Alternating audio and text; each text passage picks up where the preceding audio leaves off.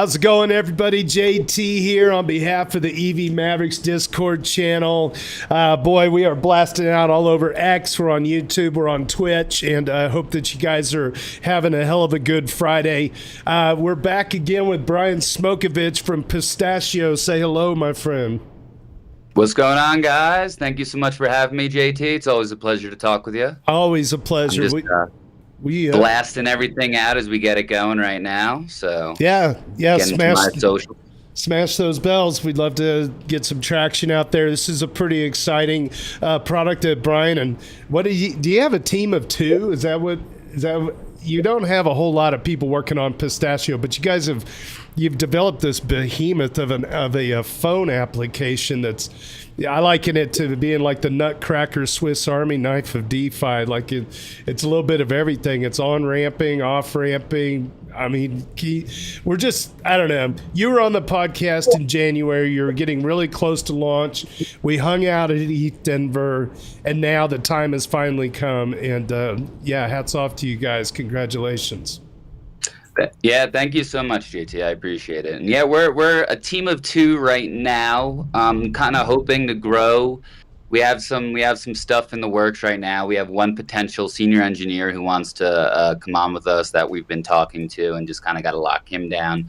And then there's another crack dev friend of mine who hit me up like, "Hey man, I just want to come work for you guys for free for a bit and help you out and try to build some privacy solutions onto Pistachio and see what we can do." And so it's really cool that people like senior engineers see what we do and they love the product so much that they're like, "Yeah, I want to be a part of this," And so that's awesome and really kind of fills the soul a bit in the slog that is building a startup.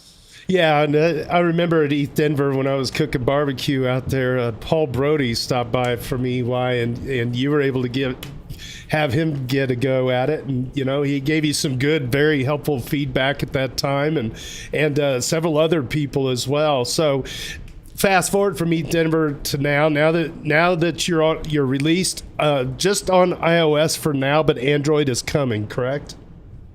Correct. We're working on getting that unblocked.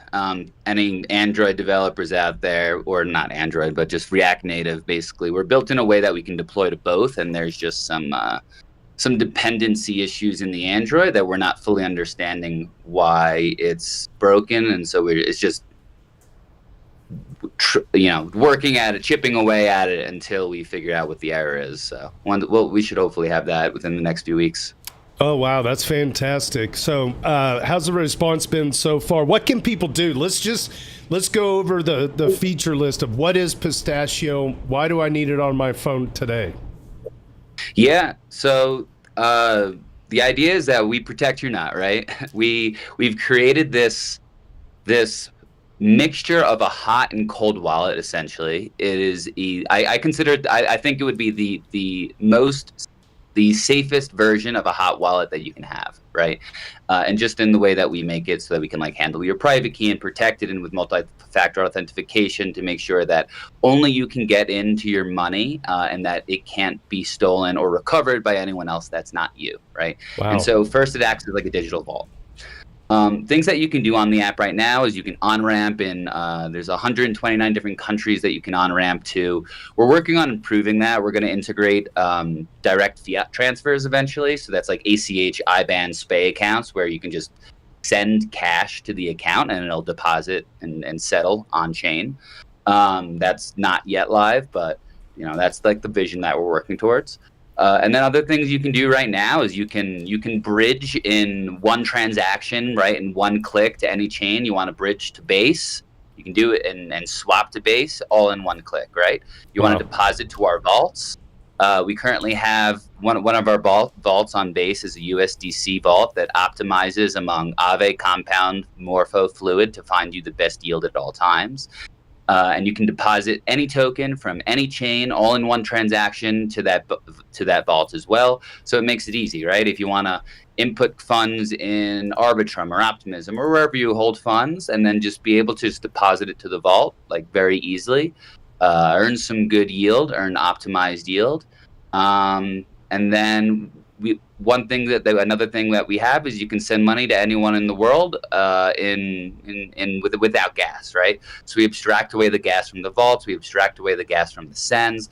Just the goal, making Ethereum incredibly easy to use, smoothing over the pain points in a way that is more intuitive, makes sense, so that you can grow money, send money. And coming soon, we're going to have some cool features such as GliderFi, which is auto rebalancing portfolios. And so basically you can choose a percentage of, I want 50% ETH and 25% Bitcoin and 25% USDC, and I want it to automatically rebalance once every month, right? And so we have that feature coming out soon as well. That's fantastic. Today we're talking to Brian Smocovich from pistachio.fi. You can check that out on the World Wide Web at pistachio.fi. He's got the app is live. They've been working on it for a couple of years. Also on a Discord here, joined by Logri the Bard. He's kind of our technical interviewer on here. I don't know if Logri is able to talk right away, but I was also curious if Logri had a chance to play around with Pistachio and if you had any feedback to give Brian and the team. We'll get him on in a little bit. He's probably messing with the baby. So yeah, and I actually got to meet him in person in Denver as well, so that was cool. Yeah, you got to put a seatbelt on and strap in, because that guy's he's got some ideas, and he'll keep your brain active. So, you mentioned earlier you have the ability to do kind of all-in-one app bridge swapping.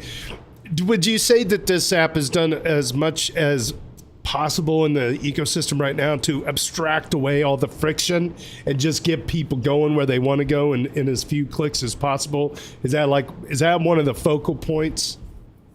Yeah, that's one of our missions, right? Is wherever there's friction, wherever there's pain points that people have previously complained about very vocally, right? Yeah. Is abstracting away all those pain points, smoothing as much as possible. I mean, being moderators on Reddit, we always see a lot of the pain points very, very, very loudly being spoken. And so taking all that and just making it easy. I've been onboarding people for a very long time to crypto, and just watching them onboard, right? Like downloading the app, and it's like, okay, so download MetaMask, and now you have to get your key phrase, and I have to write down these 12 words, and if I lose them, I lose everything, right? And so it's like, it's tough, and it's especially on the conversion, right? So I've seen people fall off right at the very moment, like, nah, I'll do this later, and of course they never end up downloading or writing down their seed phrase and actually creating their account. And so one of the biggest barriers to entry alone was just getting set up with a wallet.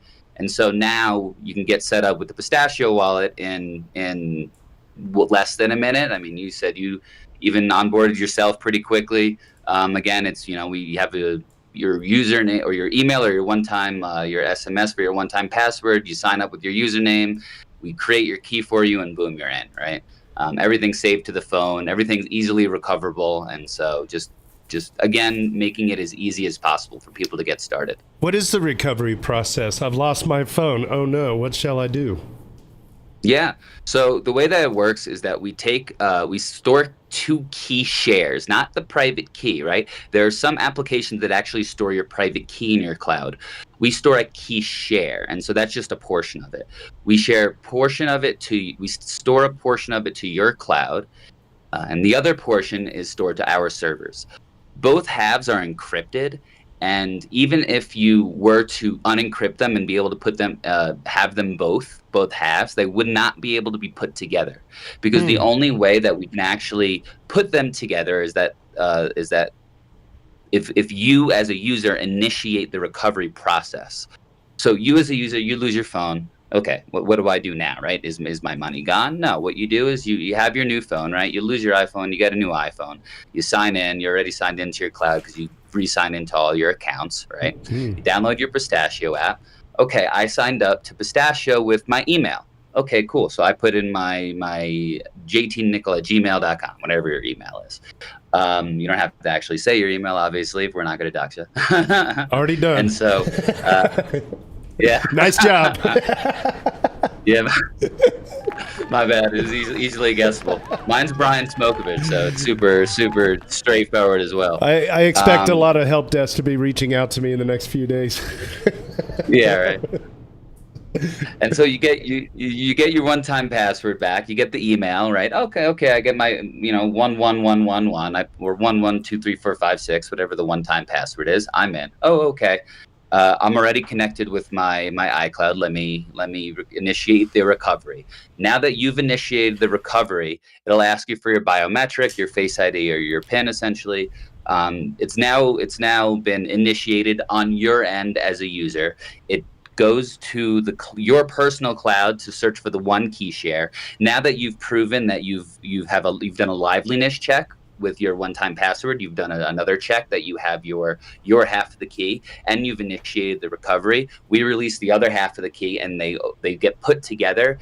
It deletes the old key now, so the old, or it doesn't delete it. It makes it basically not signable, essentially. And so that key is useless, and you now have the new key on your phone, and you have access to your funds again. Okay, so all right, the recovery process.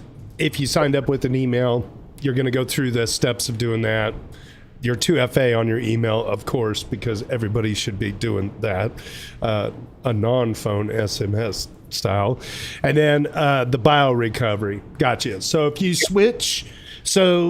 switch from, let's say, iPhone over to Android, does that kind of corrupt things a little bit, or just you've already maybe made the switch in other ways? So it's going to use the same 2FA logic, 2FA. Right? So Thank you, Logri. So have you ever used like Google Auth or an equivalent vault system? Yeah. Okay, so you know those 6 numbers that come out? Yeah. That's basically a private key signing a timestamp. That's right. Okay, got it.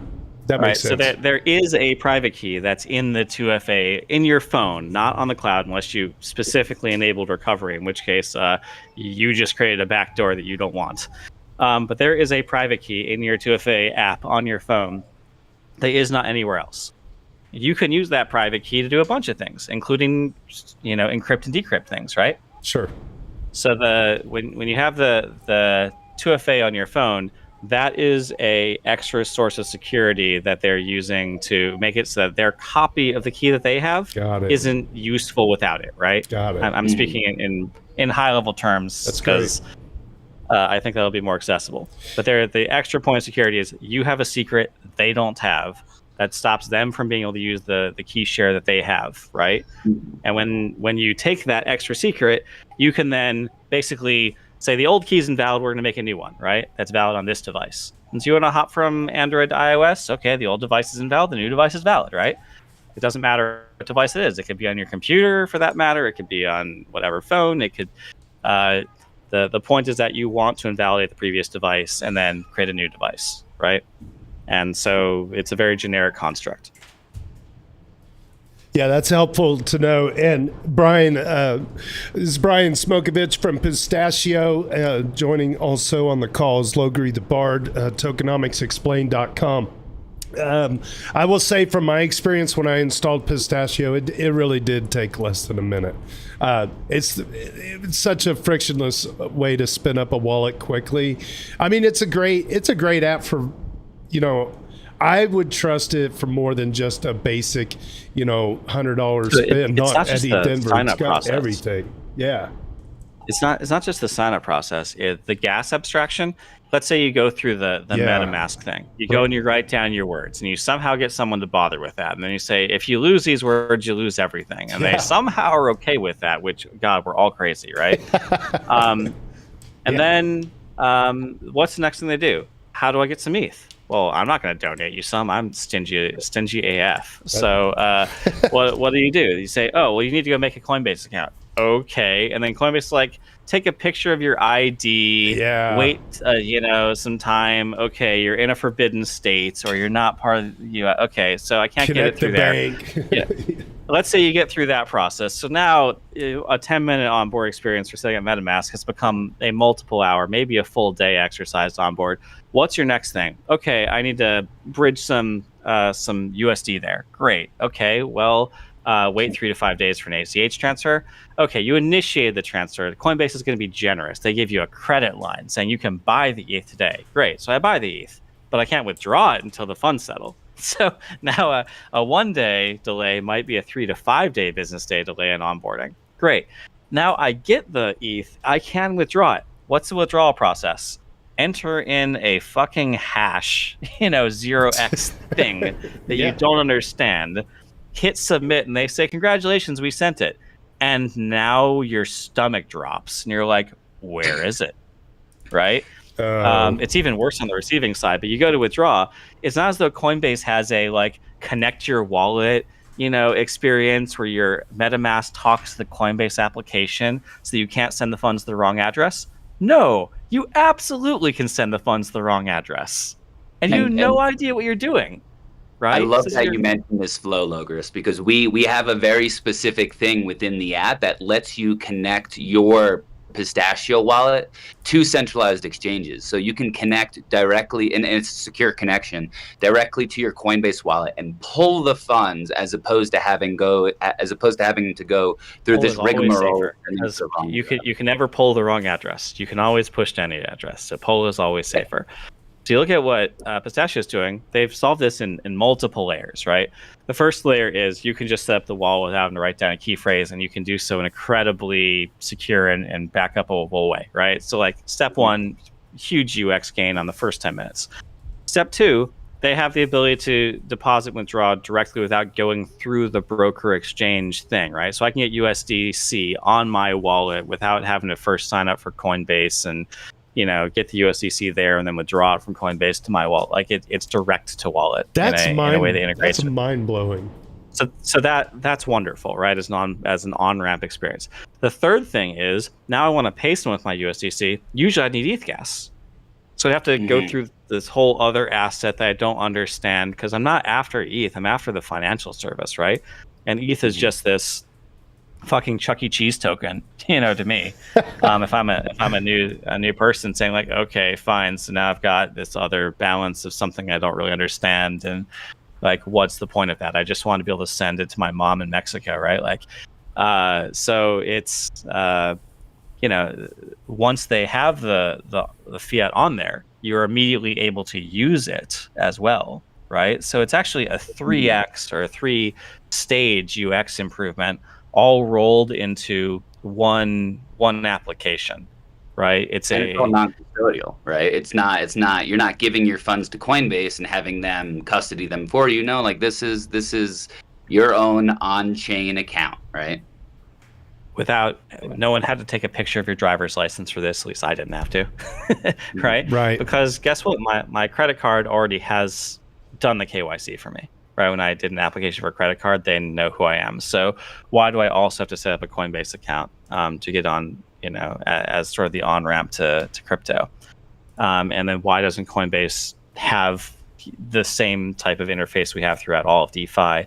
And why, when the funds are in transmit, why can't I withdraw the ETH already? Is there this multi-day delay? All these things it's antiquated, right? And it doesn't have to be that way. And so Pistachio has come with a way that is much better, that makes it so it doesn't have to be this way. So how much would I trust with it? I'm not putting $1 million on my Pistachio account. Right? I have that. I don't even want a multi-million-dollar account. I don't want that even on a single signature, right? I want that through some type of policy-based access control with withdrawal limits and real careful checks on that, because self-custody is inherently a dangerous thing. So no knocking on Pistachio, but they're not going to be the full security state-of-the-art solution if you're willing to go the extra mile and try and secure a multi-million-dollar account. They're not trying to be that, but they could totally be your checking account. Exactly. Well put. Our ideal user is to hold, we want people to hold, between 10 and 50 grand on here, right? Somewhere in that 5-digit range, in which you can just easily have it. You can very easily earn yield in the different yield vaults that we have. And then we're going to have either a credit card or a debit card, basically, that allows you to flawlessly spend the money with low transactions, maybe a very low annual fee, or $20 or something like that. With good quality rewards, right? And that's the goal. Everything in one place, be your on-chain checking account, And then eventually, again, having the ability, Logris wasn't here before, so I just wanted to kind of reiterate it, the ability to have a virtual ACH IBAN and SPAY is Mexico, by the way, accounts to be able to accept basically dollars, euros, and Mexican pesos all directly to your on-chain account with minimal amount of fees. I think that takes like 40 basis points. That would require a KYC, right? In order, if you want these like virtual fiat accounts. But to download and use Pistachio, as Logris was saying before, there's no KYC, right? We don't need because it's on-chain, because it's non-custodial, we don't need your license just to get started. And if you already have on-chain funds, you can just port them in and have at it, right? That's fantastic. Yep. Last thing for me that, I recommended was there's a lot of crypto debit cards out there, but a debit card hits the chain on every transaction. And that is less gas efficient than give me some credit off the fact that the assets are here, right?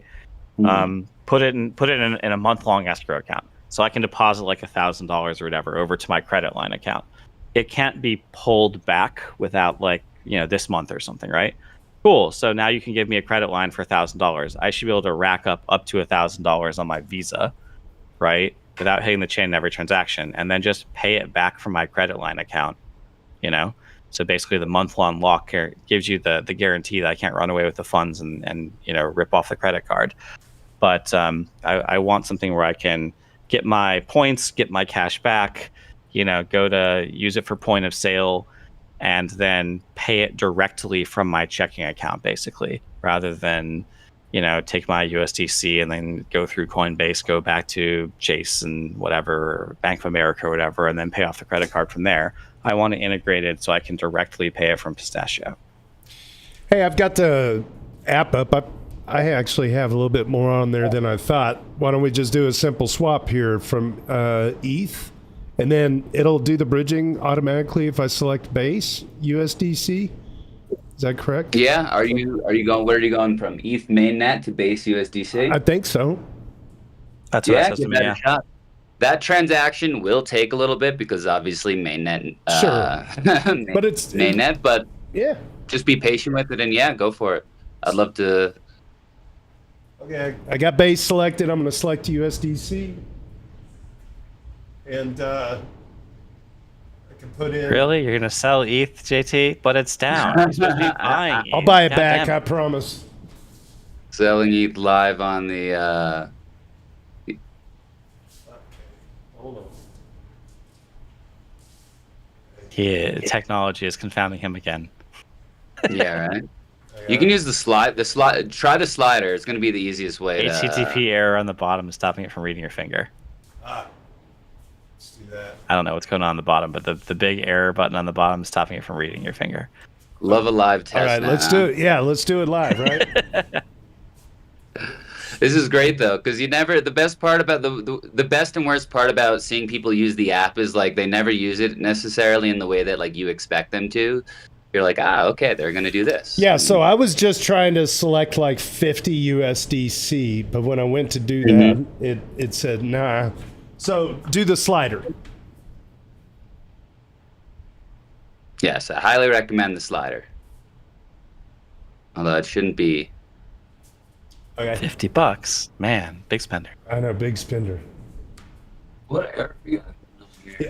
There it is. Request failed with status code 429. Rate limit exceeded. Retry in 2 hours. Okay, I can do that. I don't think that's supposed to happen. That's all right. No, it's okay. Not. I don't know why. Let's see if it should work with mine. There we go. Share screen. I can't share my screen. On Zoom? Yeah. I can allow you on Zoom. Can I throw it on Discord? Do I throw it on Discord? Is that what? No, well, if we do it on Zoom, it'll come through better. Give me a hot second here. All right, so.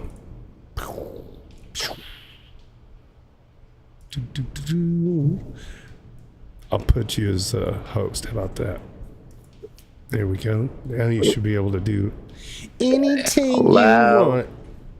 I'm going to share this screen here. Let me make sure that Notifications are off. You never know what comes up on these things, right? Share my screen. Can you guys see this? Yes. All right. Hit it. So we're gonna go into swaps, and I'm gonna just try to do the same thing that you were doing. I mean, I don't really want to sell ETH. Maybe let's buy ETH. Can we do that? Let's buy ETH instead. So like if I wanna USDC on base to because we're gonna do a bridge, right? And so why don't we bridge to mainnet? This might be a little, yeah, it's gonna cost me $4.83 in swaps just because of the mainnet fee, the gas fee. Got it. But we're gonna bridge from the layer 2 back to the layer 1. I'm gonna buy $66 worth of ETH. There we go. The transaction sent. Awesome. And so, yeah. And so it'll be there already.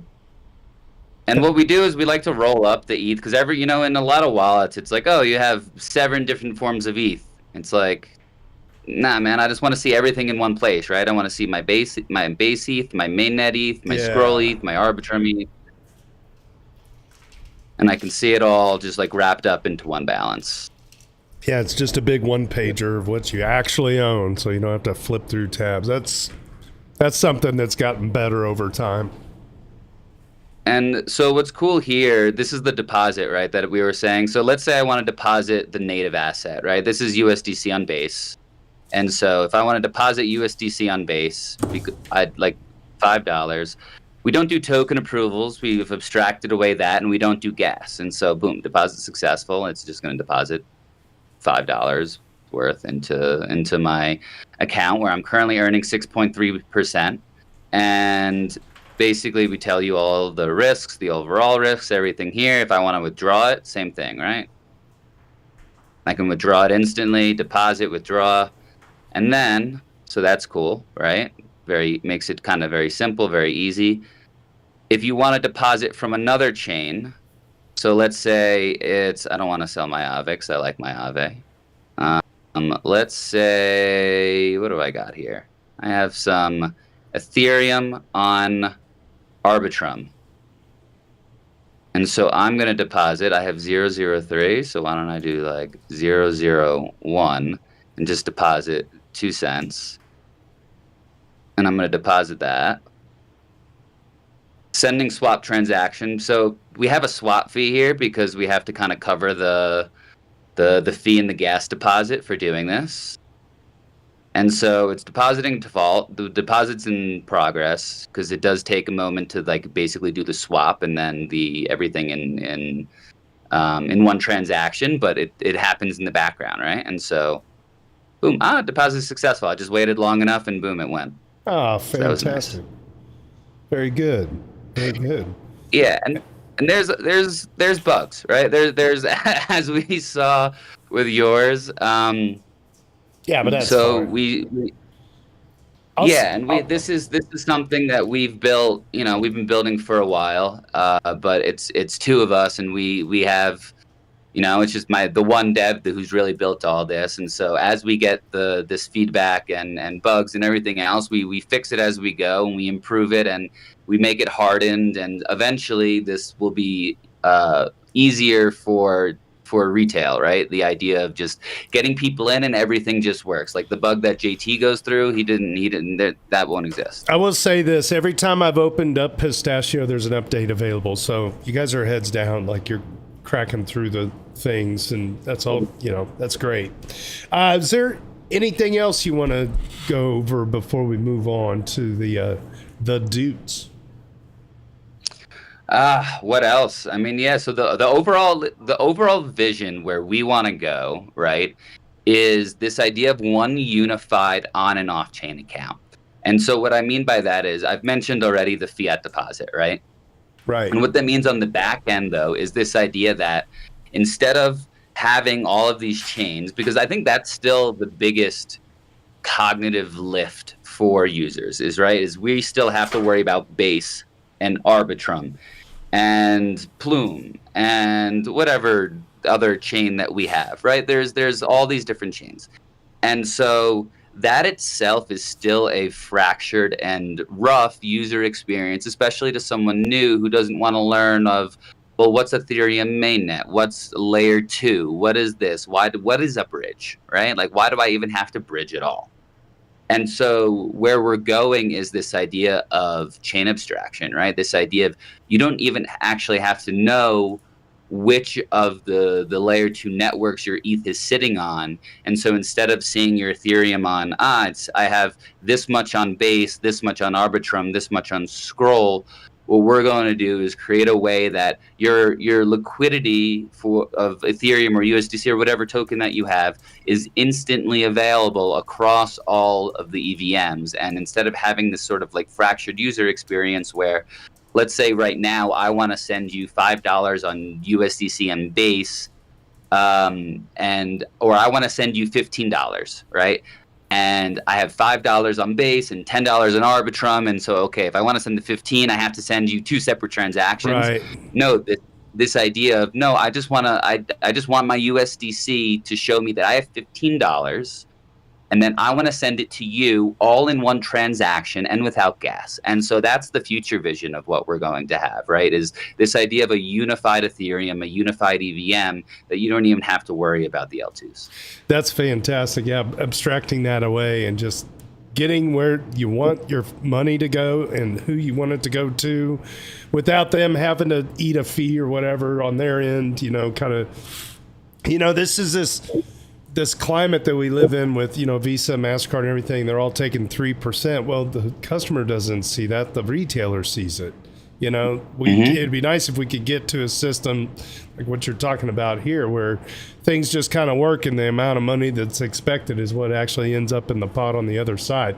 Let alone the fact you could do some of your own financial instruments, that can accrue interest, and you could just do it with a few clicks instead of logging into a website to a bank. And, it's cool. It's very cool. It's great for crypto natives, but it seems like it's abstracting away some of the friction for normies to be able to come through and get onboarded as well. So very good. Exactly. And that's the vision. That's like the general expansion plan as well, is just to be incredibly useful for crypto natives, right? Like that I think crypto natives will see, especially people like Ethereum evangelists, will see and understand, like the people who have been here for, even like more than 3 years, like 5, 6, 8 years, they'll see and understand all of the complexities that we've abstracted away, how easy that we truly have made this.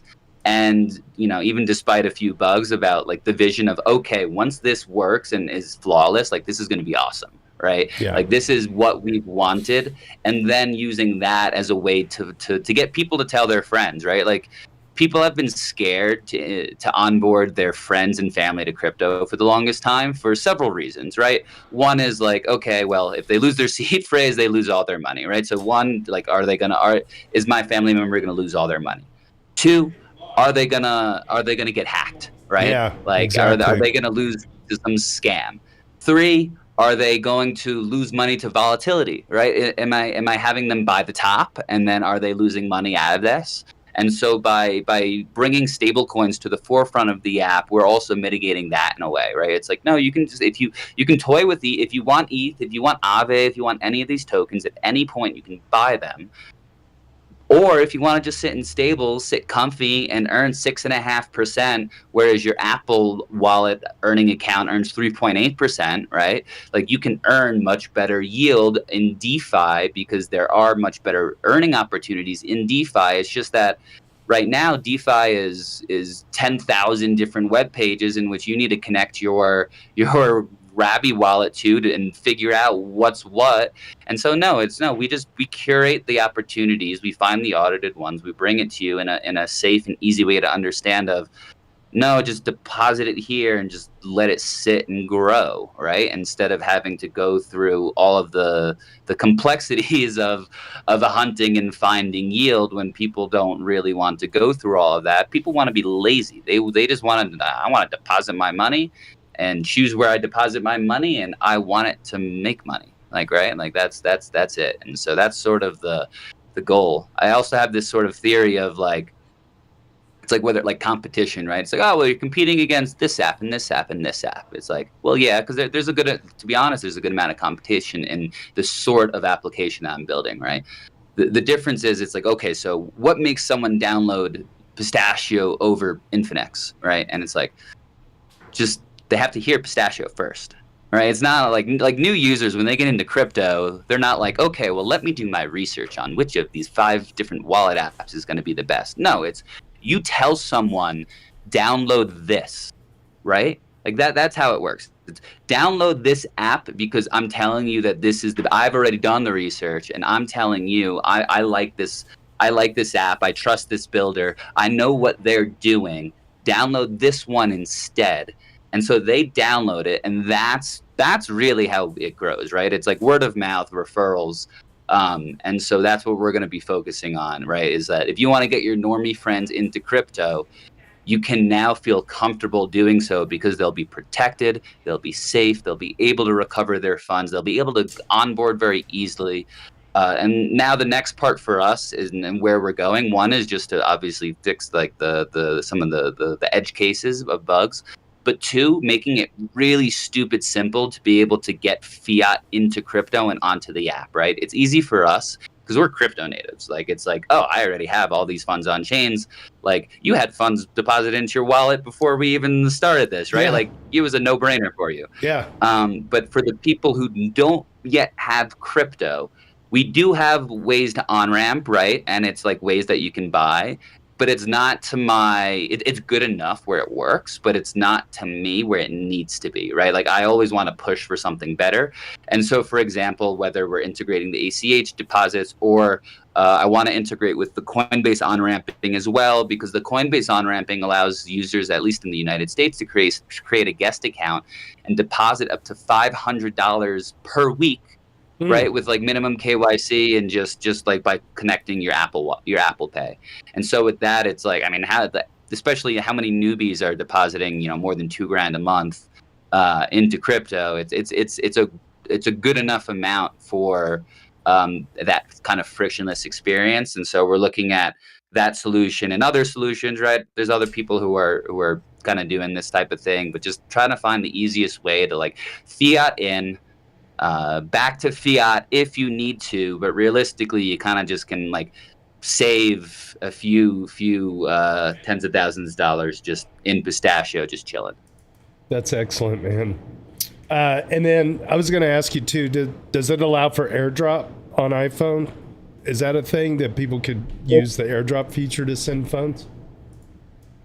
I've really wanted to look to do something like this. AirDrop's been a bit closed off in how you can do things, and so right now it's just like a copy paste of, okay, I can like send you my address, but we just mitigate that with usernames and QR codes to make it like super simple. But that is once I believe they are opening up that sort of feature to do things. So that's something I would absolutely love to take advantage of. Again, we just kind of restrict it on developer bandwidth. Yeah, maybe you could. It's just got that haptic response that's so satisfying. But it would be cool if you made the sound of a pistachio nut cracking open when it got transferred over. I think that little mimetic stuff is fun, Yeah, no, absolutely it is. Maybe we should do that just even for the sends right now, add like a little crack. It's like how cow swap moves. Yeah, exactly. That's cool. All right, Brian. Well, thanks so much for hanging out today, and you're welcome to hang out, and we'll continue on with the Daily Doots portion of the podcast where we celebrate all of our friends on Reddit. And but before we move on to that, where can they find you, and where can they find Pistachio? Yeah, you can find us on, the easiest place is to find us on X, on X, and at BSMOKES at bsmokes_. Yeah, right there. We also got PistachioFi right in my bio right there, which makes it kind of easy to find. PistachioFi. For PistachioFi on socials, pistachio.fi on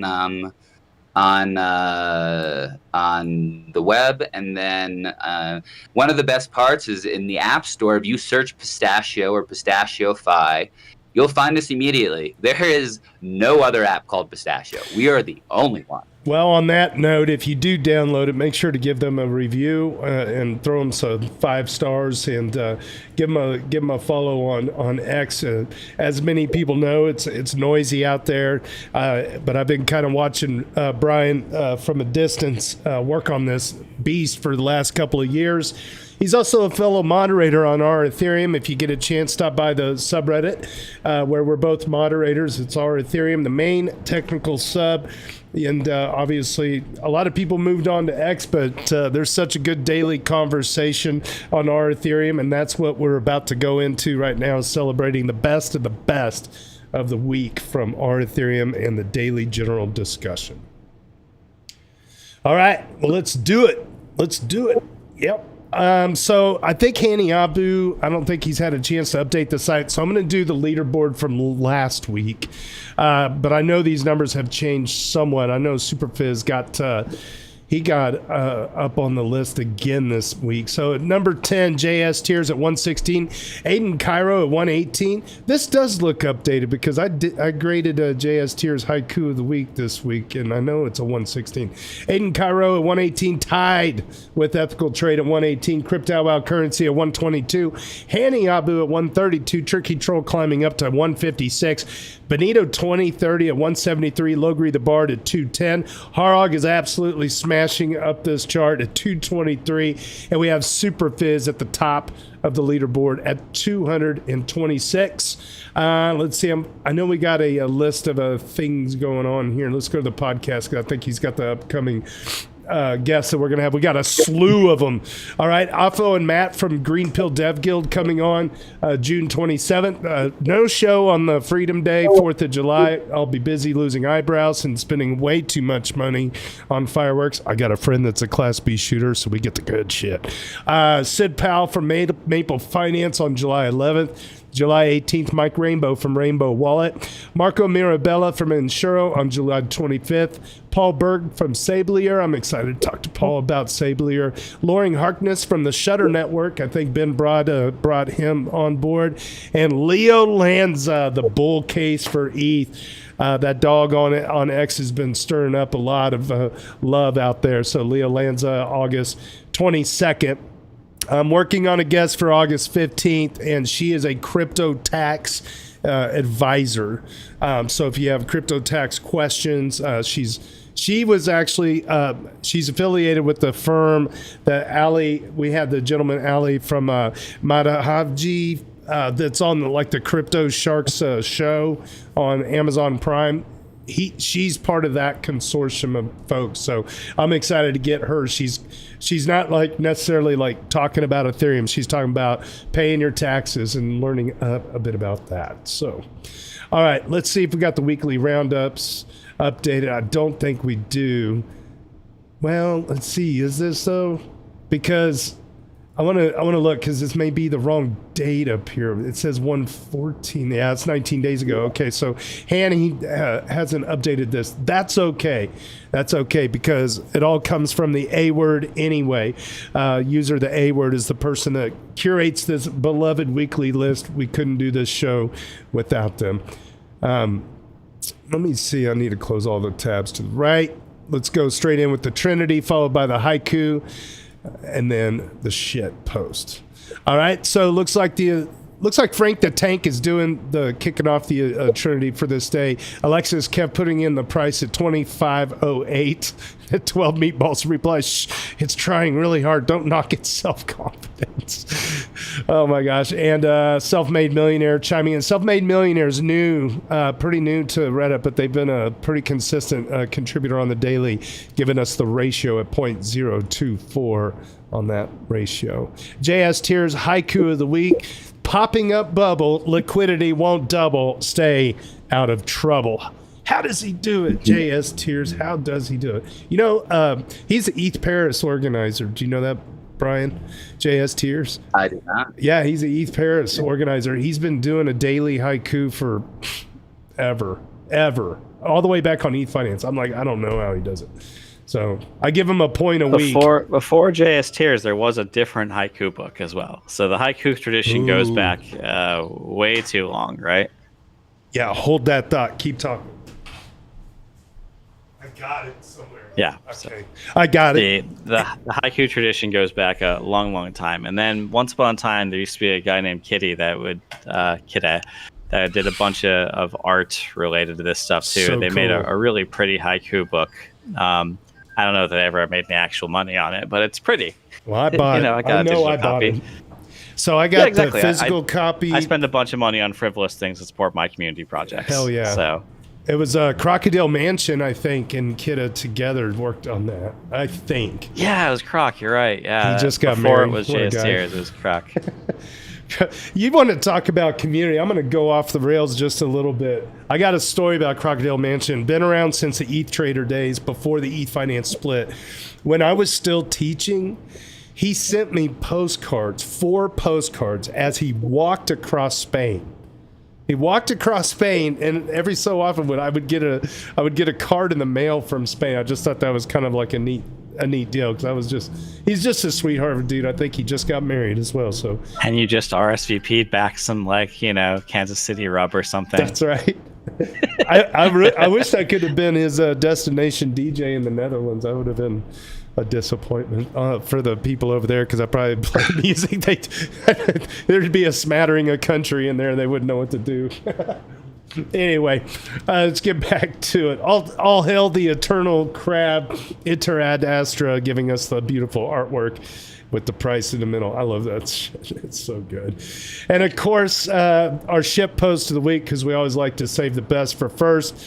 Turkish 2026 relative newcomer. Yesterday, we entered a time loop. Today, this is the bracketed script text. We have broken the simulation. This is what happens when we don't quit. The Matrix programmers are running out of ideas. All that is left now is up and to the right. Oh my gosh, that's hilarious. Rocket to the moon. And that was my fault. I broke the daily. Well, that was my attempt to fix it, which still broke the daily. But at least we had a daily. It might not be in time index correct, but at least there was a daily for people to talk about. Yeah, and I had to log in manually, create a daily, and then I was trying to remember what are the bracketed things you got to do. I was doing a little Google search. I in the history of the world, I can screw up a copy paste like no one's business. So we went through another day with that crap in the headline, this bracketed text up here. I don't even know what this is called necessarily. It's just some style thing that Reddit can use to automatically put the data in. But as you can see, it's all fixed now. We are back to reality. So make sure you update the diddly. Yeah, there it is. The date came through today. Thank freaking God. Okay, very good. Now we're moving on to the Doots of the week. Got all the opening comments out of the way. Let's go back over to... closed out the wrong damn thing. My bad. Well. If it wasn't for mistakes, I'd make no mistakes at all. Let's see. Hey, where are you at, baby? There he is. Okay, here we go. Crypto Currency educates us on censorship from Bitcoin Core and their efforts to rewrite history. Oh boy. Crypto Currency is a Deuter 122. They write, Bitcoin Core developers are currently rewriting one of the most important parts of Bitcoin's history. Ironically, it's through the use of an official opinion piece posted directly on bitcoin.org. Do not let this happen. Help us publish far and wide that they are trying to erase Bitcoin's past. From today's opinion piece, they say they have a long-running policy of allowing users to run different Bitcoin software that implements different network policies, which is, quote, the network's primary safeguard against coercion, unquote. This is a dangerous lie, as anyone who has been part of the crypto community since 2015 can tell you. The quote from today's statement, here it is. Bitcoin is a network that is defined by its users, who have ultimate freedom in choosing what software they use, fully validating or not, and implementing whatever policies they desire. Bitcoin Core contributors are not in a position to mandate what those are. One way this is reflected is by our long-running practice of avoiding auto-updating in the software. This means that no entity can unilaterally push out changes to Bitcoin Core users. Changes must be made by users choosing to adopt new software release themselves, or if they so desire, different software. Being free to run any software is the network's primary safeguard against coercion. Now, let's rewind to 2015.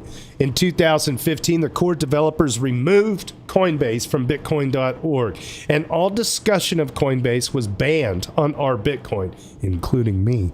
The ban wasn't even because Coinbase was running Bitcoin software that implemented a different policy. It was because Coinbase took a, quote, wait and see, unquote, approach towards network policy and did not affirmatively denounce the use of such software through their official communication channels. Because Coinbase did not affirmatively defend the core client against alternate policy, they were deemed not a Bitcoin company and removed from the official Bitcoin.org materials.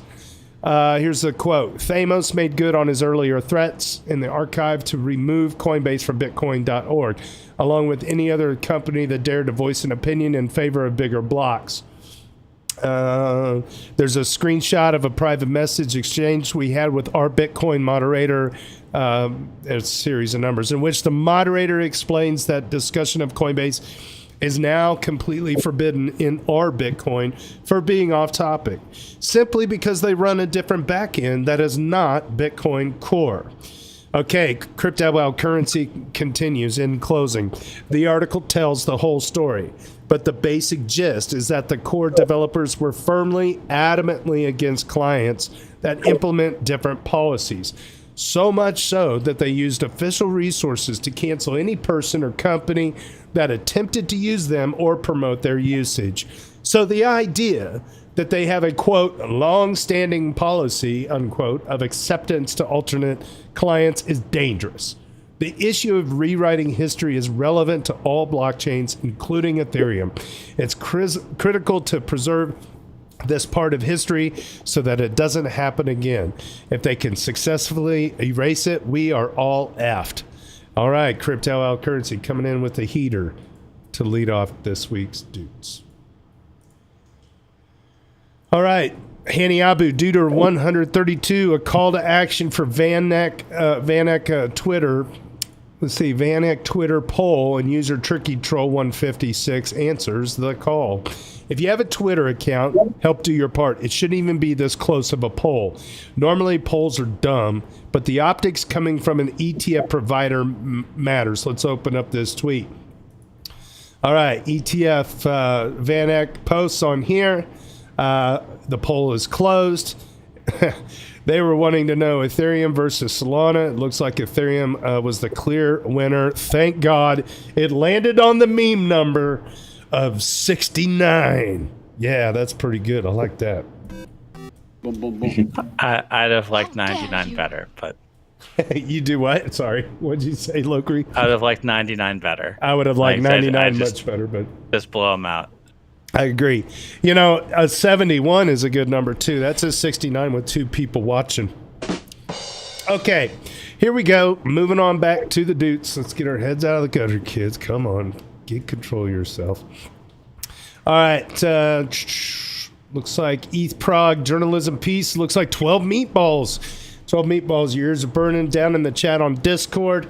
By the way, you can join the EV Mavericks Discord if you're watching us on X or on Twitch. We're an NFT group, but we are not NFT gated. We are the most wholesome, welcoming Ethereum group pretty much anywhere. I think I am biased as a holder of an EV Maverick. Not to mention intelligent, too. Logri the Bard carries the weight of myself, personally. So thank you, Logri. Okay, very good. 12 meatballs shares their ETH Prague journalism piece on the state of privacy in Web3. They write, during ETH Prague, I posted here to say that the panel on the Ethereum privacy roadmap was a bit depressing. Richard Sagan asked if I would elaborate on that, which I took as encouragement to choose that panel for my first article about the event. And there's a link to this article. We are LARPing privacy. It's a 4-minute read. I've also linked the video so you can watch it directly. Oh, nice. Let's do it. Why not? Huh? Let's go for it. ETH Prague, we are LARPing privacy. This is one of ETH Prague, ended with a panel on the state of privacy within the Ethereum ecosystem in Web3, hosted by Mykola Siuzoko, featuring Emil Bays from Railgun, Sarinko from NIM, Mario Havel from the Ethereum Foundation Protocol Support, and Lasha Antadze from Raramo. Boy, I butchered those names, I guarantee you. On the day, I posted on social media that the panel was fascinating but a bit depressing, and I was asked if I could elaborate on that. What I expected, here we go. Privacy is hard, but we are getting there. What I heard is we know it's broken. We've known for years, and no one really wants to fix it. The panel is now on YouTube for you to watch in full. There's a link here on Reddit. And then in April, Vitalik laid out a 9-step roadmap for an ecosystem where privacy is the default. On paper, the path forward looks clear, although Vitalik conceded that it required what he called, quote, significant convenience sacrifices, unquote. But at ETH Prague, the panelists painted a damning picture of our potential for privacy by default for Ethereum and Web3, technically capable and culturally underprepared. The panel kicked off with Mykola, whose Web3 Privacy Now project aims to build a robust privacy culture in the blockchain industry, asking every panelist to start with an honest assessment. What is the state of so-called Web3 privacy? How would you measure the temperature of where we are? Emil Bays, a core contributor to the privacy-focused protocol Railgun, neatly sidestepped the question, instead talking about Railgun. Not the perfect system, but the system that works today, proudly commenting that it had been shilled by Vitalik. I mean, I'd be proud too. All right. Sarinko serves as developer relations for the NIM core team, focused on integrating advanced privacy infrastructure to the Ethereum ecosystem. He tried to be positive, but ended up on a disheartened, quote, I'm not sure if I'm that bullish, unquote. He pointed out that Ethereum and the internet were not designed to offer privacy by default, but he hopes that we are experiencing a slow culture shift. Quote, it's not impossible, sorry, let me rephrase that. It's not impossible to be private, unquote, was as positive as he could get. Mario is a researcher and advocate at the Ethereum Foundation representing the EF protocol support, so his critiques come from inside the house. He agreed that transparency can only take us so far and complained that we talk about privacy, but we don't exercise it. Quote, it's sort of LARPing. It's sort of signaling, unquote. Projects focus on the right keywords or a narrow focus while completely missing the point. And users are using iPhone or Google where there's no privacy on the base layer. Lasha has been working on blockchain identity solutions since Ukraine's early government initiatives. He talked about the difference between security conscious and the wider world, especially under the onslaught of AI, and concluded that we are effed. Outside of the crypto cocoon, we are fighting a losing battle, and the hyper-convenience of AI will make it worse. Previously, people spread their digital footprint across different services, whereas now it is trending towards a single interface. They all agreed that Ethereum's radical transparency is great for a trustless, but bad for privacy. The tools we've built are flawed. They don't work well or don't scale, and no one wants to use them. Everyone's saying the right words and building the right sounding projects, but as Mario repeated, much of the discussion is just performance and signaling. He also had a bit of a rant about the community co-opting terms, from Ethereum devs calling themselves hackers to everything being described as cypherpunk. The overall fear is that while we are playing at privacy, the real threats are getting worse. Your encrypted transaction means little if your IP, your phone number, and your browser fingerprints are broadcasting your identity every time you use the app. The biggest hurdle is getting people to believe in and use the tools, even when they are less convenient. A few years ago, I had a contract writing fiction for a European defense agency, and this reminded me of an issue they had with field radios. The military wanted these to be 100% secure when used by personnel behind enemy lines to ensure no tactical information would leak. Not just the transmission, but the location of the teams. And that communication was even happening. Yeah, it was time. It was time consuming to stop and set up and log in. So instead they used their phones, connecting to enemy cells and sharing classified intel on an unsecured network. That's the problem in a nutshell. Privacy is complex. To be effective, it needs to be end to end. People say they care about privacy until it becomes inconvenient. Privacy is political. No one wants to rebuild the stack, the network, technical and cultural layers required to achieve effective end-to-end privacy. Instead, here we are trying to shortcut the issue by bolting a ZK proof onto a surveillance internet. Vitalik's roadmap assumes that the technical solutions drive adoptions. If we get privacy tools into wallets, people will use them. The panel is saying that's backwards. Even Emil, the optimist of the group, agreed, acknowledging that from a development perspective, it's not very easy to integrate Railgun. You don't care about privacy until you do, he said, and by then, it's already too late. The average user balks at using a more expensive, less convenient system, even if it's more private. When I described the panel as fascinating but depressing, I was reacting to the fact that the panelists are at the forefront of protecting privacy, and they sounded exhausted. And not because the problem is too complex, acknowledging that it is complex, but because the incentives are all wrong.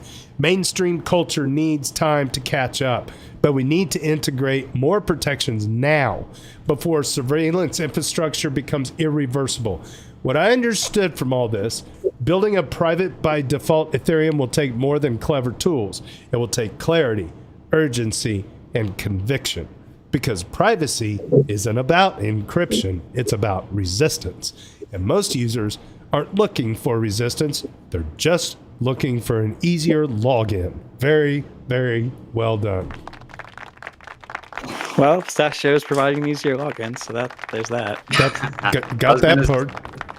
I was going to say I resonate with this one very strongly, because part of what we want to do is we want to look into privacy as well, right? And how can we embed privacy to within Pistachio for the user? And I had one of my friends even tell me, he's like, don't even waste your time. Like, retail users don't care about privacy. And so it's this balance of like, who cares about privacy? Who doesn't care about privacy? Do they just want things to be easier? Do they genuinely want their transaction shield or their balances shield? Or is it enough to just to like shield it just enough to where people can't use it, right? And so we're doing some research on the back end. A friend of mine built a you actually met him, JT, at in Denver.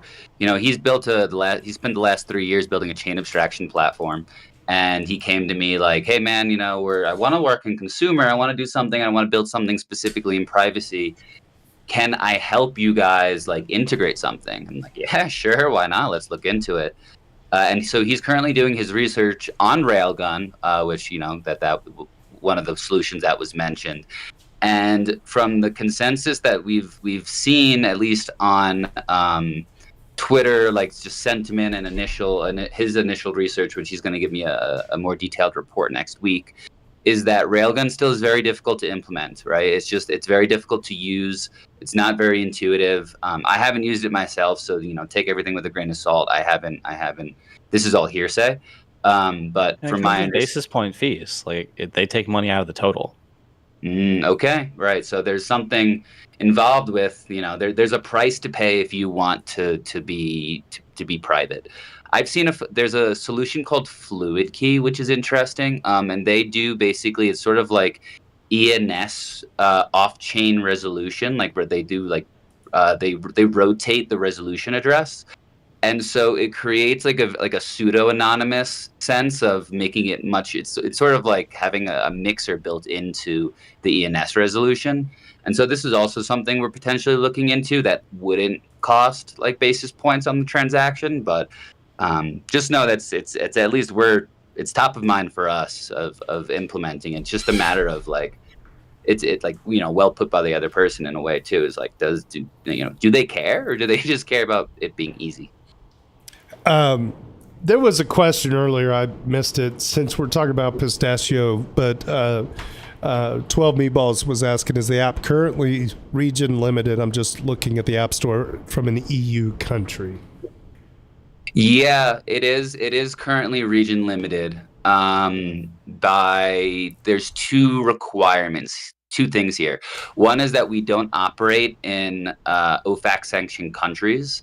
And the biggest reason for that is we have this future vision of being an on-chain neobank, right?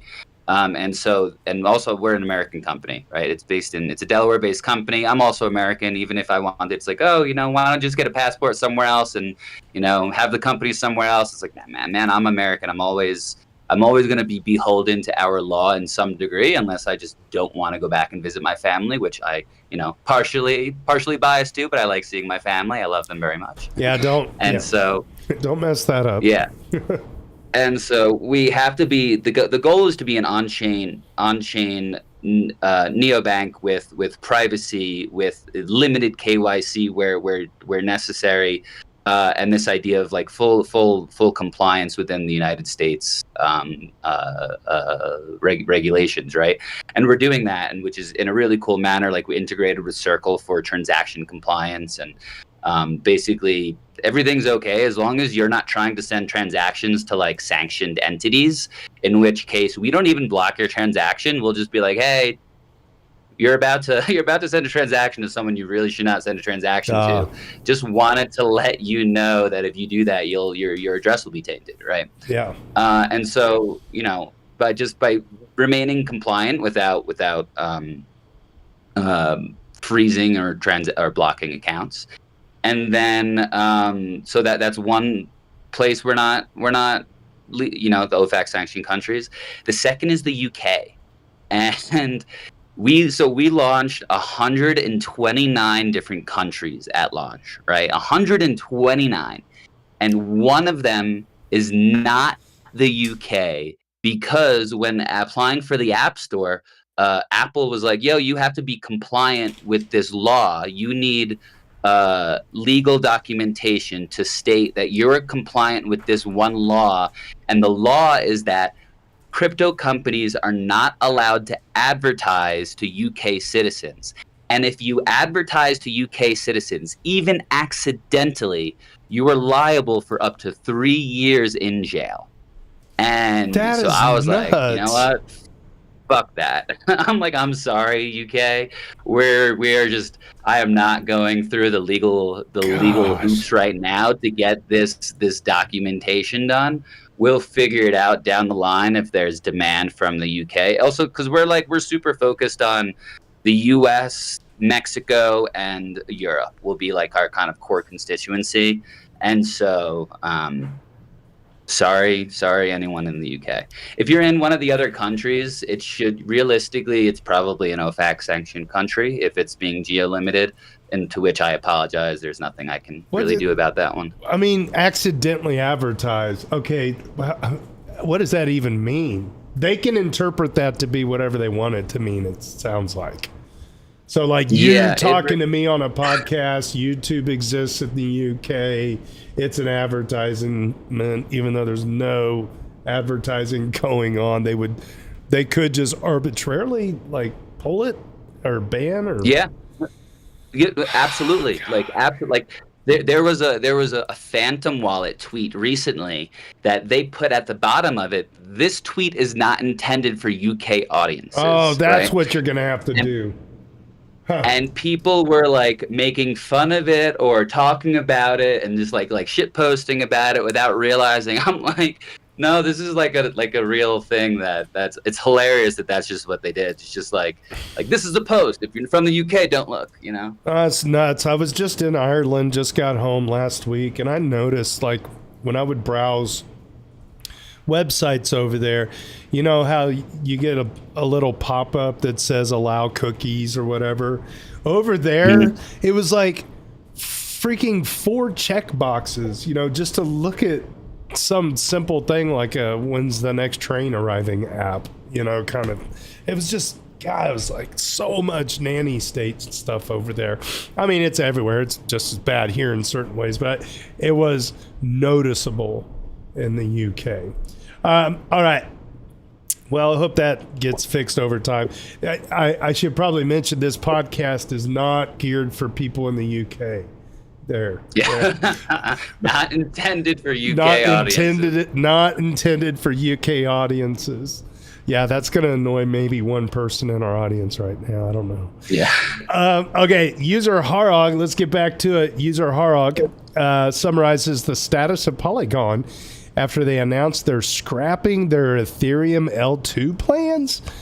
Oh boy, Harog 223. This is a OG on the old Reddits. The Polygon proof of stake chain started in May 2020. Back then, a general purpose rollups did not exist. OP mainnet started in a limited fashion only 7 months later, and Arbitrum over a year later. Polygon brought high throughput. The peak was 170 transactions per second over a day, and cheap transactions to the Ethereum ecosystem. The term is used very loosely here. The Polygon team bought crypto media figures left and right and brought them on as advisors. The Polygon team stretched definitions and tried to convince people that they are an L2 and not a sidechain. They got criticized heavily for it, rightly so. The reality, however, was that if your dApp was not a high-value dApp, you could not really deploy on Ethereum mainnet because of the high transaction fees. Sure, there were other sidechains, but Polygon, with their business development team, managed to bring so many major Ethereum projects to their chain. If you wanted composability and cheap fees, you had to be on Polygon. That's why in 2021, 2022, it was the place to be for many lower value dApps. I also deployed quite a few contracts on there. Rollups were still painful to use, unreliable, and more expensive. The plan of Polygon was to migrate the proof of stake chain to a ZK rollup once the tech was ready. They bought the Hermes team to build it for them. Over the coming 2 years, rollups matured and various ZK rollups were released, such as Starknet, ZK Sync, Linnea, and Scroll. Unfortunately, none of the ZK EVMs got massive traction. ZK Sync seems to be doing better than others, though, and Linnea has at least the backing of consensus. Polygon's own ZK EVM has been trailing behind the other ZK rollups, and it did not seem to catch up by any metric, even though the UX got better. Optimistic rollups also stole the mind share away from Polygon proof of stake. In addition, ZK rollups seem to struggle to find product market fit, even though they are more secure than optimistic rollups and improve on some UX issues optimistic rollups have. I guess, at the moment, the most reasonable path forward for ZK rollups teams is to probably try and become the stack on which native rollups are built upon, or later on, even the snarkified mainnet. Not sure how big the chances are for each team is to reach this goal, though. So I would guess the Polygon team did not find a good way to finish their ZK EVM and migrate their chain to their ZK stack. So they had to salvage what's possible and now try to find a way forward with their proof of stake chain. At the moment, Polygon proof of stake does about 2.5 times the transactions Ethereum mainnet does. Not really spectacular, considering the scaling goals we have with mainnet. Polygon will be a slower, more centralized sidechain without interoperability. Centralized, high-throughput chains are also a dime a dozen, and the Polygon proof-of-stake stack is just massively outdated. Not really a good way to convince people to develop on it. So the news about changing the focus for Polygon is not really surprising, but also not really impactful, as most people moved on from Polygon POS. I am not sure what they want us to focus on Let me read that. I am not sure what they would want to focus on, but I would be surprised if Polygon POS manages to survive as a side chain. My. How much time? That took, 5 years to do that? That's crazy. They were everything there for... It's so crazy how many big things come and go in this space. I mean, they were moving and shaking. Once upon a time, I think one of the only things that I was using Polygon for was escrowing like some Aave positions. Once upon a time, those have been migrated off, and Klima, I was originally on Polygon POS, and they've migrated, I think, over to Base. So everything I was using it for has been migrated off there by now. So yeah, yes, I have like $10 of gas there probably, just as a default. Yeah. Probably could get like 9.99 off of that. Yeah. Right? Yeah. Pull back everything but dust. Right on.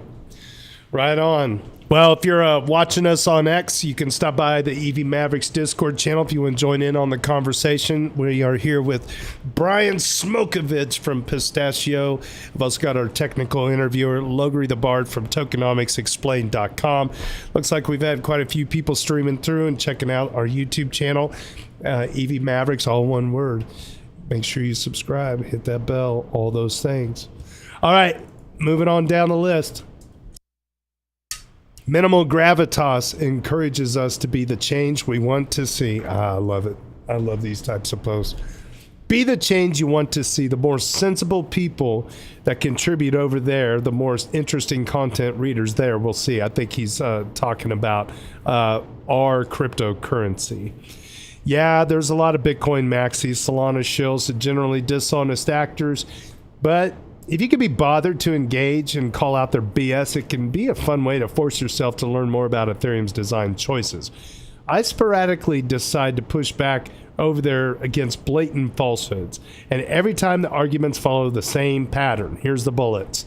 They make a false claim based on whatever narrative their influencer of choice is currently peddling.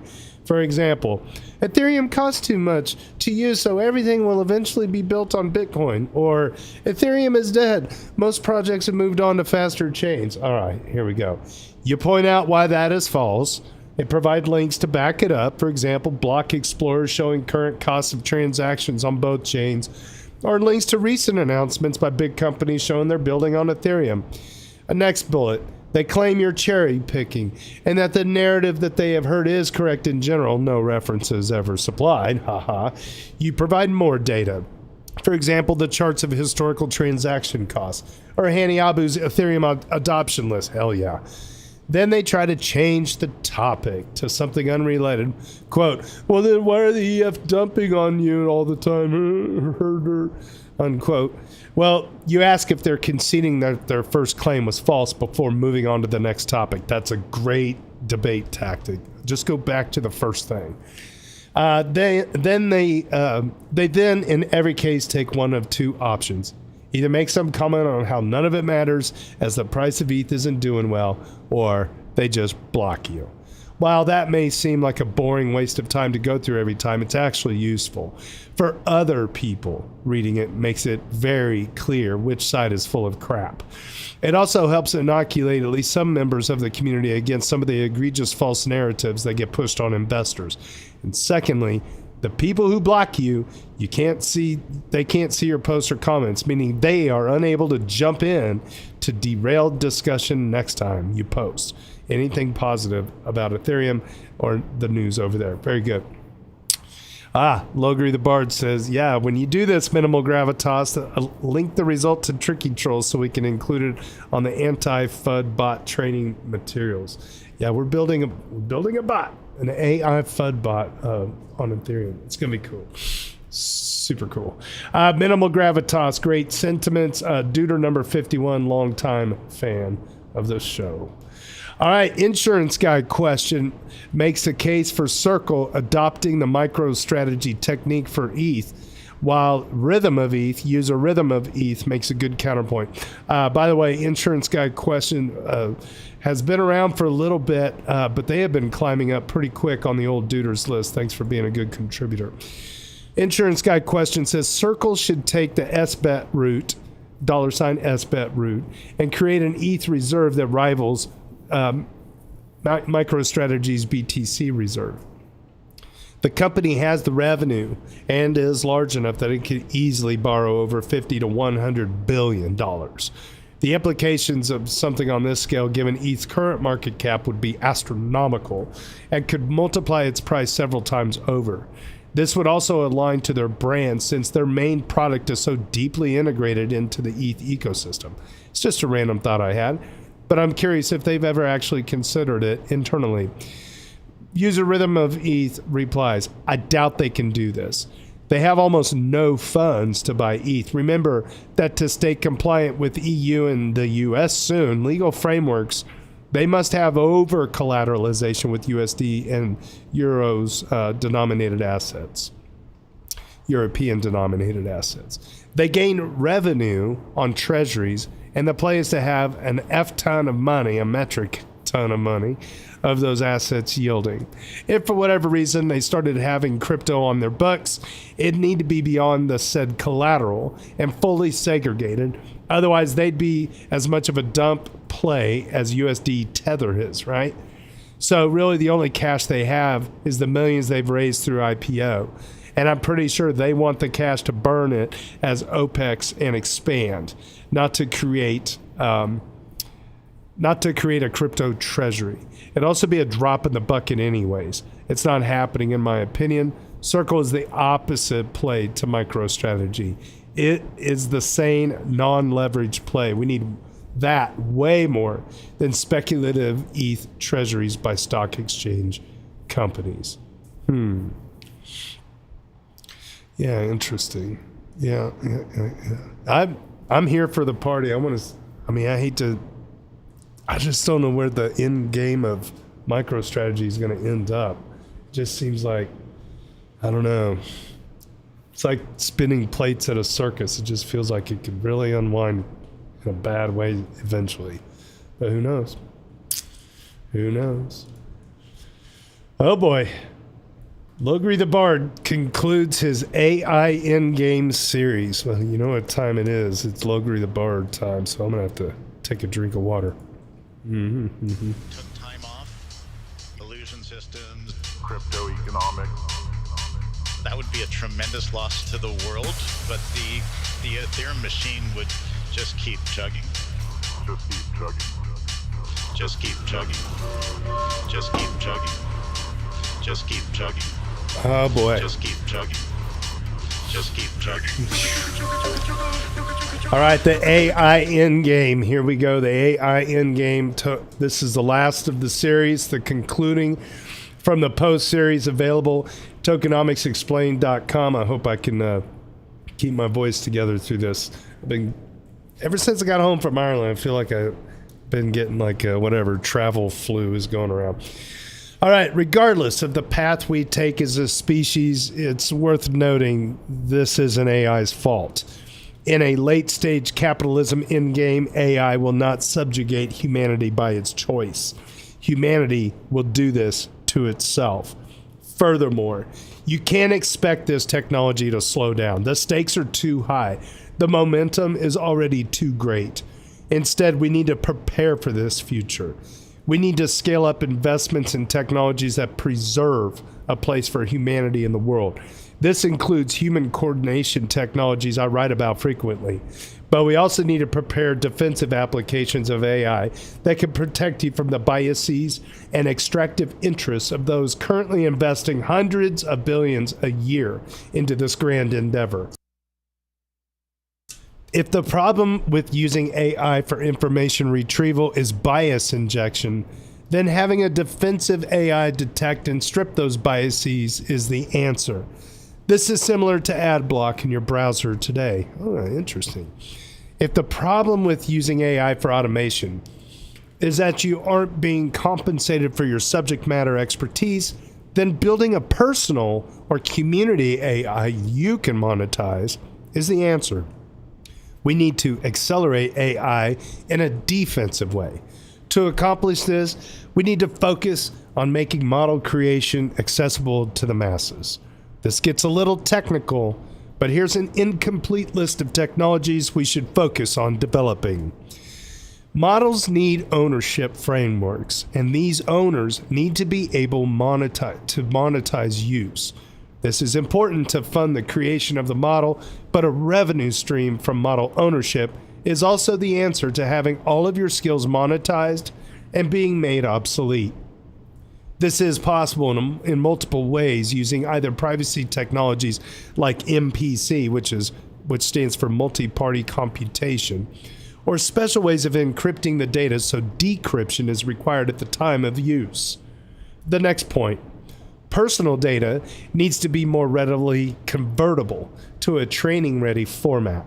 Training data needs to be curated by little more than watching you perform skills. Historical data needs to be convertible to training data in bulk by doing little more than granting permission to access it. Data labeling for more complex tasks needs to be crowdsourced. If you are using AI today, you are already crowdsourcing this data for the tech giants. But we can create platforms that let you do this to earn partial ownership of the models that train using the data you label. The next point.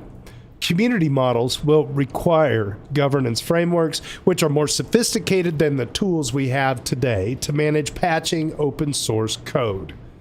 Hardware for training the model needs to be widely accessible without relying on large cloud providers like AWS. Literally, billions of people aren't able to create AWS accounts. This will require a globally accessible supply of hardware, which can be accessed without KYC and with little more than a mobile phone or a decade-old laptop. The cost of creating models needs to be reduced by orders of magnitude. This can be done in two ways. First, a public listing of models and some type of benchmark of their competencies will let you reduce costs by starting training with a model which is already competent at similar tasks. Second, if we create peer-to-peer markets for enterprise-grade hardware, we can reduce the exploitive margins the largest cloud providers charge. The technical competence of training needs to be accessible without an interview process.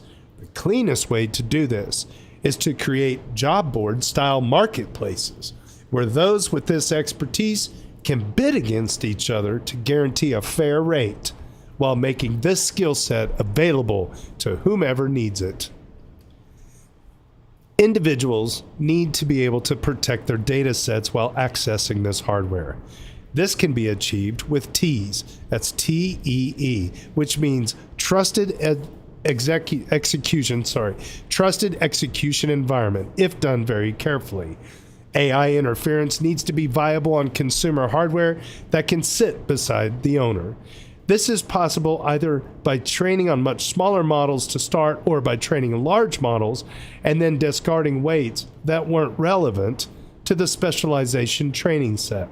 I've seen specialized models which were 90% smaller than frontier large language models. They were trained from without sacrificing task competency. And finally, AIs need to be composable into agentic meshes, so many smaller AIs can be combined to complete more complex tasks.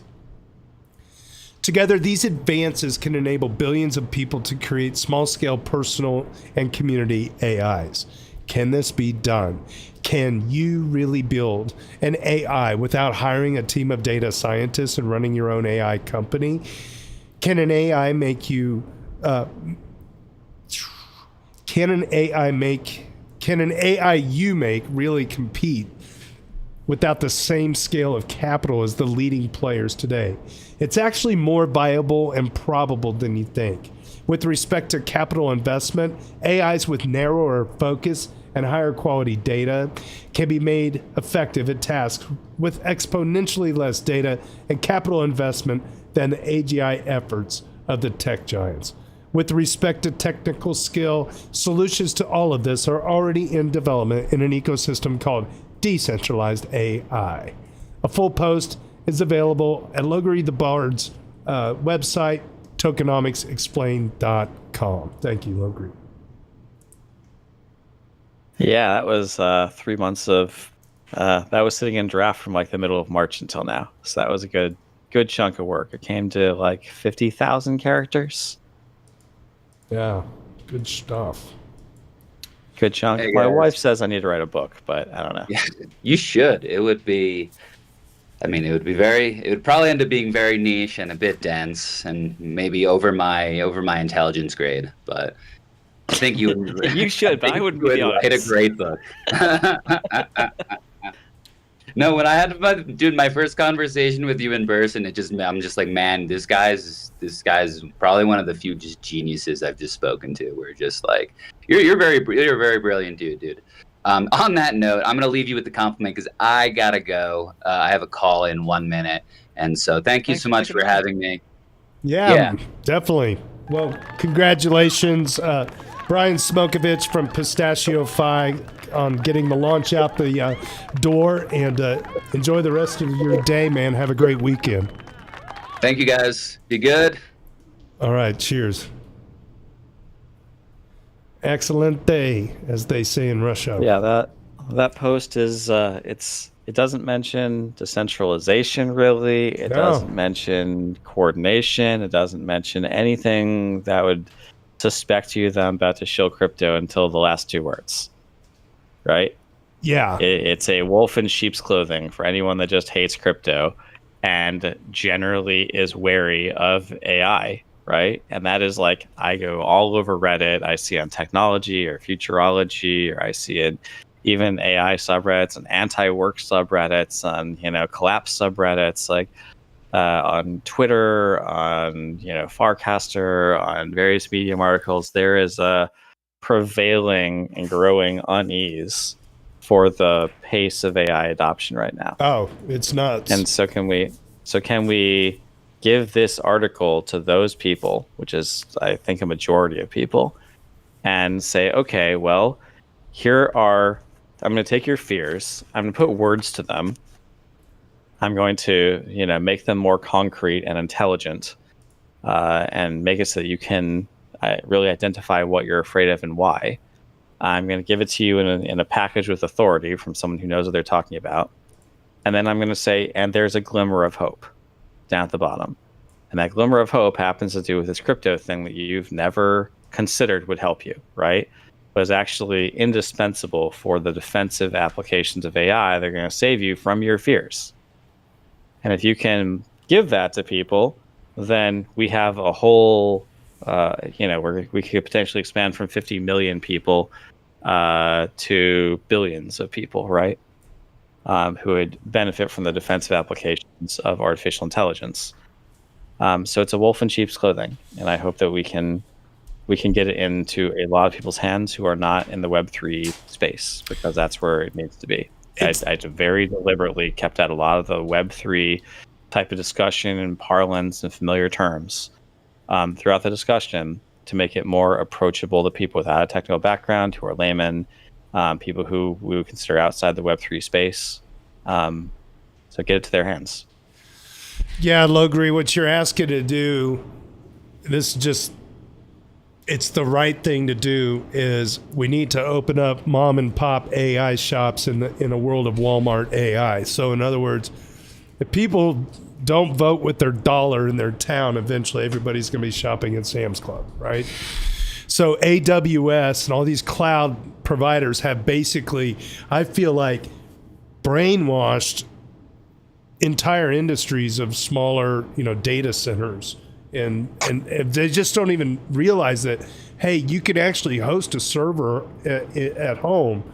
It's just whether or not it's the server hosting, just, okay, you're a programmer. It's expected you're going to use Cloud AI today. Sure. Right? Or some equivalent. Perplexity right. for information retrieval. Increasingly, our relationship with AI is mandatory, not voluntary. It's either implicit because you have to hit your performance quotas. The only way to do that is use the productivity gains of AI. Or it's explicit in that it's literally on the job skills, right?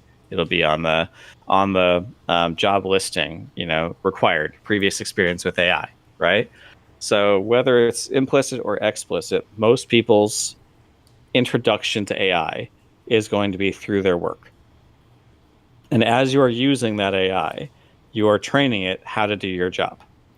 You are crowdsourcing the information to put your job into a black box for Google or for Claude or for Gemini, OpenAI or whomever it is, whatever AI engine you're using. So you can do that, but you are, if you're using AI today, it's not just that you're automating tasks, you are being automated. Yep.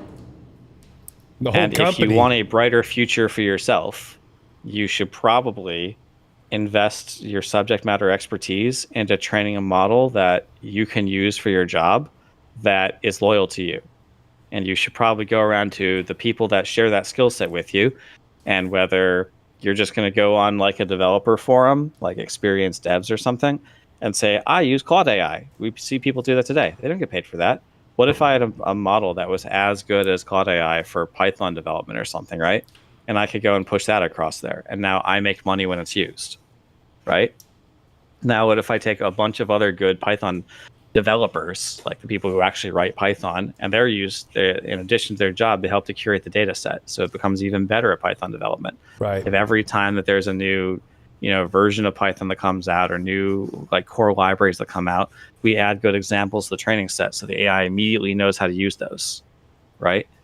Like, okay, now we've added an extra revenue stream to those people, and everyone that's using it, the money isn't all being concentrated in the hands of a couple of tech oligarchs. It's being distributed to the people that are making the tools that you are using to do your job, the things that you actually value, right? It's like local economy spending. Yeah. That's a micro example with this, but there's so many skills that AI is applicable to that aren't programming, right? That right now are kind of outside the technical access of people that aren't computer proficient by career.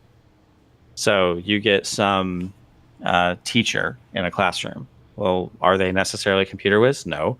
Could AI assist them with their job? Absolutely. Right? How about not just saying like, okay, here, grade this essay for me, but like in math, where did they go wrong and what can I do to help them? Right? Can I get live tutors out to students as they're doing their homework so they have a attentive guide to help them, steer them in learning, right? Yeah. That'd be much more effective than here, do these 20 problems at home, come back the next day. Well, did you get it right or not? You got an 80. Great. Okay. Did I learn anything from that? No. So the only thing you're grading me by isn't my knowledge of it. It's like, what's the grade represent? Because it's not a certification of how much I know by the end. It's a certification of how effective I was at figuring things out on my own on Classroom. Yeah. Like when I went home at the end of the day, right? So it's not really a good certification project or attestation system of knowledge. Right. So what do grades really mean? Can we change the dynamics of that? All of the education, higher level especially, is... So medical diagnostics, drug discovery, legal discovery. It's all about the prompt. You can write an AI that is going to simulate a prosecutor and will write the best prosecution case and digest the evidence and will simulate the defense and will give the best defensive case. You can write an AI that will simulate the judge and understands courtroom procedures and will hear both of those, and then you can experiment with permutations of your brief and the evidence in order. Right. And for a couple $100 of credits, you can get a much better lawyer experience representing you, making the best case it can for you, right? On permutations of attacks that the other side's going to write against you. So the legal case, I think medical diagnostics is a big case for this. I think logistics is a big case for this. I think finance systems, all the accounting type of stuff, a lot of those systems can be automated by this. There are so many informatics tasks that come down to these individual skills. So let's get the skills into models that pay you locally and then build those skills through agentic meshes into basically synthetic jobs, right? And either way, your job is going to get automated. Yeah. This way, I'm offering you a life raft. DAI is offering you a life raft so that when your job is automated, when there's no economic value left to it that you can extract as a person, you're still being compensated for the skills that you have today. This is like your chance, right? And in 10 years, you won't have that chance anymore. Yeah, you got to figure out a way to break out of the big box and make your own little box and try to make money with it. This is the red pill. Yeah. And the challenge for the DAI ecosystem is to lower the skill gap enough that all these other occupations I'm talking about that aren't computer science native, right, that they can access the AI tech stack to make a model, to monetize that model, right, to evangelize that across their coworkers, to drive adoption for it, and get that traffic off of these AGI models that the big tech companies are trying to to own and own forever as frontier models to get you addicted to. It's like they're just sucking in everybody. They're sucking in all of human knowledge. It's like, oh man. They're internally they are making agentic meshes. It's not just one giant model to rule them all. They are going to fragment out and specialize because they can see the user segments that are using their technology. So when you query Gemini, it's going to try and route you. It's going to classify your query, and then it's going to try and route that down to a more specialized model, and that thing's going to go and do programming for you, right? Like they're going to do the same type of structure that I'm suggesting internally, but they're going to do it with loads more crowdsourced data because everyone's giving this data for free. Yeah, they're actually, in many cases, paying them for giving the data. Yeah, paying them. it is not in your advantage. If you are a worker who is using AI today, to be training them how to do your job without you, and paying them for the privilege. Training the replacement. So if you're going to train your replacement, own it. And the AI tech stack will let you own that replacement. So it is the life raft that's available in what is otherwise a world with grim prospects for you. So my post makes this case, I hope, conclusively. And I hope that you can get this post out to people that are not Web3 natives, that are using AI, and we can crystallize their fears into something more tangible and offer them a glimmer of hope, and get them to investigate this DAI tech stack, because humanity needs this. Yeah, we got a very short amount of time for getting it right, and I don't know if we will. All right, Rhythm of ETH, Duder number 29 for this week points out that almost all stablecoins are still on mainnet for trust reasons. Duder number 29, they write, the reminder here is mainnet has 130 billion in stablecoins. Layer 2 combined barely have more than 10 billion. Since November 2024, it's a 30% increase in mainnet and 10% increase in L2s. All this while megagas, I hope I said that right, throughput increase 20% in L1 and a whopping 90% increase in L2s, with base leading. L2 scaling execution is no news. L1 remains the absolute source of trust and liquidity, which should not be news either. Recent developments like Shopify integration with Base is going to increase transacted stablecoin volumes, but it's unlikely that'll increase the amount of stablecoins locked there significantly. It's sane to expect this could actually increase stables in L1 considerably. Trust is the commodity. Ethereum is where you store it, and ETH is your trust primitive, store of trust. That was very succinct and very well written. Thank you, Rhythm of ETH. Moving on down, we got two left. Harog shares Joe Lubin's take on the Etherealize project. This is the second one for Harog this week. Double Duder on the weekly. Joe Lubin's take on the Etherealize post. They write, Joe Lubin talks about the recent Etherealize report and its analysis. He loves it and sets it into context of what was discussed in the space for many years. He said there is one big flaw in the report. It's not bullish enough. He then goes on. The change that Ethereum will bring will be larger than any of us can imagine at the moment. There is currently no single way to value Ethereum which is able to capture all that. Some of the valuation models have been talked about in the report. He adds an idea of trust commodity. Ethereum will be the highest standard of trust on the planet. This gives Ethereum value, which is far beyond anything that standard revenue-based models can predict. Hani Abu replies, well, now it's official. You're not bullish enough. And there's a link to the tweet on X.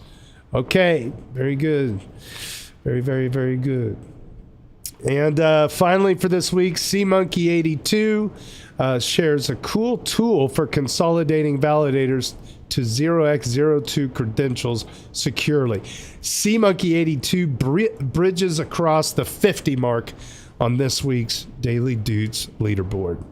Yes, finally a tool for withdrawal credential upgrades and consolidation that has an air-gapped mode. You can find that at github.com, and it looks like /Luga nodes, and you can get it from there. Thanks for calling this to my attention. Shout out to Nixo.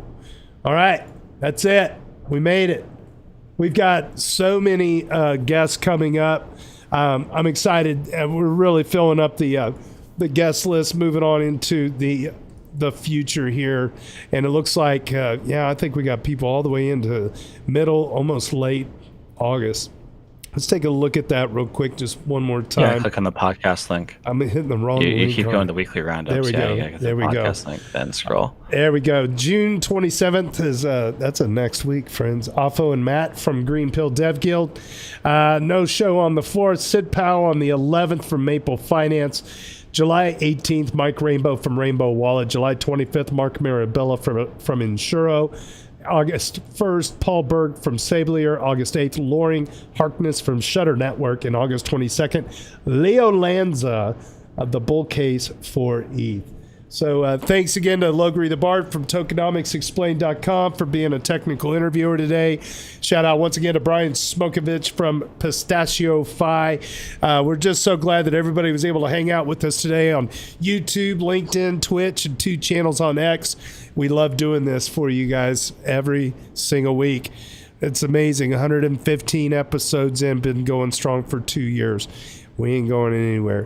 Thanks so much for subbing and smashing bells around here. You can stick around after the live stream because we continue the party in the hotel lobby on Discord for a bonus hour of popcorn. It's a fun place to let loose when your parents aren't watching on YouTube. Hi, Mom. On behalf of the ETH Finance Daily general discussion on our Ethereum and the EV Mavericks DAO, my name is JT. Cheers and big hugs from Kansas City.